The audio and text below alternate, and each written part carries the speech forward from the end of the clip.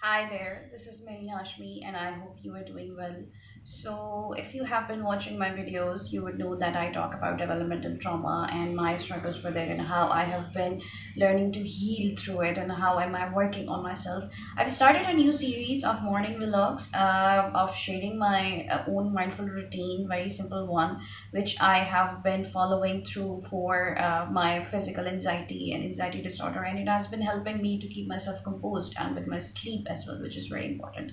And it all starts with sleep deprivation when you can't sleep, and then you are up cranky, and then it goes on, and it affects your work as well. So here's the thing, I felt that I should talk about what has happened a bit. I've been writing and I am writing a book. So far, I've started writing. I mean, it's halfway through. I'm trying to finish it as soon as possible. But it's very difficult for me to even sit here and talk in videos and also write as well. You can find my writings on my website www.marinashmi.com. You can read some previous stuff. So about that, please do subscribe to my channel. It means a lot when you watch and comment, and do let me know what you think about it, or if it's helping you in any ways, or if you know someone who has been getting help from it. Do share it with friends who have been struggling with all of that mental health issues. So the thing is that I'm not struggling at this stage. I am working towards it. Being a survivor of abuse, and it happened. It comes to the self harm as well. So developmental trauma is that trauma how it affects you in your lifetime when you are an adult. It affects in your relations, in your other friends, in your trust issues, in your everyday life, because your muscle memory remembers, your body remembers when you were a kid. I will just mention one incident that happened and how it has affected me throughout my adult life, and now I'm in my 30s.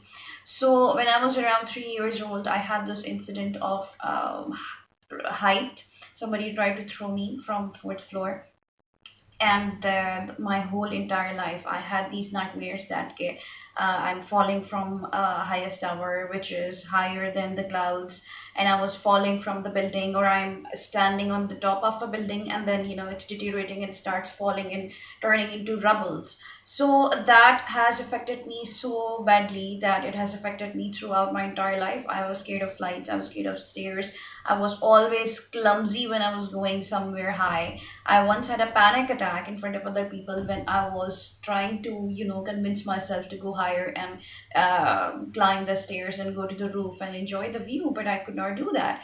And but I was facing my demons and my facing my phobias. So what happened was that now I live on fourth floor and I'm able to take my dog upstairs on fifth floor. I don't go to the edge, but I do have stopped feeling dizzy, and it comes slowly. All of that progress comes slowly, because what happens is when we see somebody has a phobia, I have been there as well. Then what we do is we just want to grab their hand and then drag it to that place or something like that. It's not like that. And when especially it's coming from a trauma, it's very excruciating for that person, because you need to process it, you need to take baby steps. You can't just jump on from highest tower. It doesn't happen.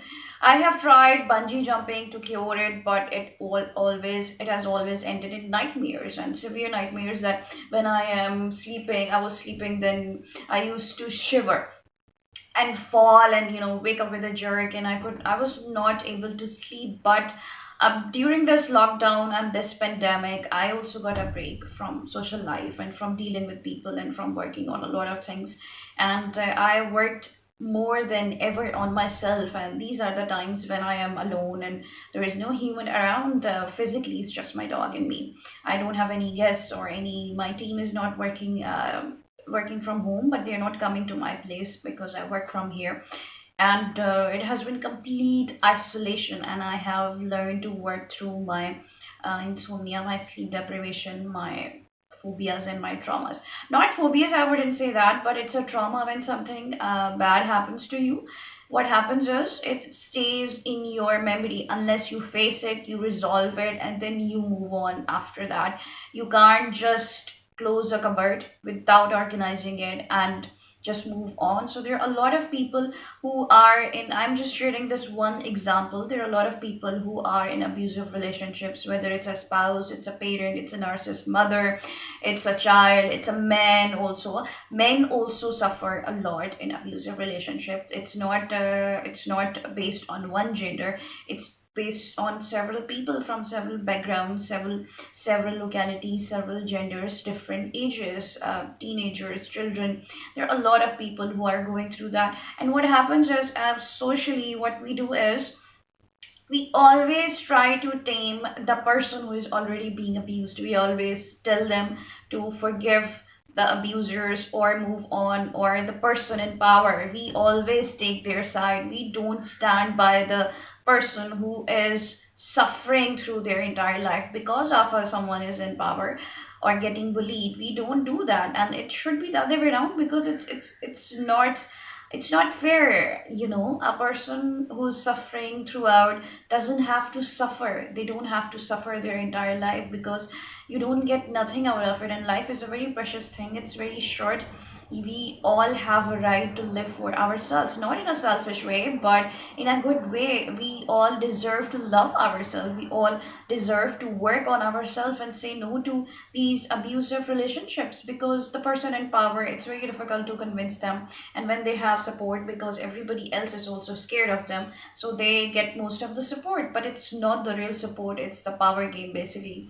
And to all of those people who are in miserable situations right now, I would say that everything, it starts from you. Whether you are dealing with depression, or in abusive relationship, or in a household where you can't say anything, it all depends on you. It's a very slow process. It took me years, 20 years, to get out of that place, and now it took me 10 years that I'm still on healing. I'm still working on myself, and I have a very strict routine to keep myself composed. And one main thing is to be able to sleep, because it affects my work, my day, my everyday life, and it's very important. It's tiring if you're not able to sleep. So I work on that. I go to bed on a very strict time, and I wake up early, and that's how I work through that. I am able to sleep. I used to be scared of sleeping, but now I look forward to it, and I'm sleeping like my dog, and I'm knocked out at night. I meditate 1 hour at night and 1 hour in the morning. Mostly, if I have an early meeting, or I have to go or start something, then I just do for 15-10 minutes. But I do keep 30 minutes for myself, for my workout, and for my meditation, and it has helping me immensely. It's like I have found some medicine for myself, and I think I found my path also. So thank you so much for watching. Do subscribe to my channel, and do hit the notification bell. I am posting a video every week, and I am sharing bits and pieces of my routine in my morning vlogs, which I go live on IGTV once a week. And then I am posting those videos here. If you're not watching me there, then you can watch me here on my channel. And you can follow me on Instagram also. I keep sharing parts of my routine and my mindful living in my stories, and a lot of other things. And I've also started a new series where I am supporting entrepreneurs, to invite them over on IGTV live session, and then talk about their journey, how they have started, and how they begin, and where are they right now, so everybody else can learn from it. That will be also posted on my YouTube channel. So do subscribe, and do like my videos, and do comment, and do interact. I would love to hear your stories as well. Take care, stay safe, and see you soon.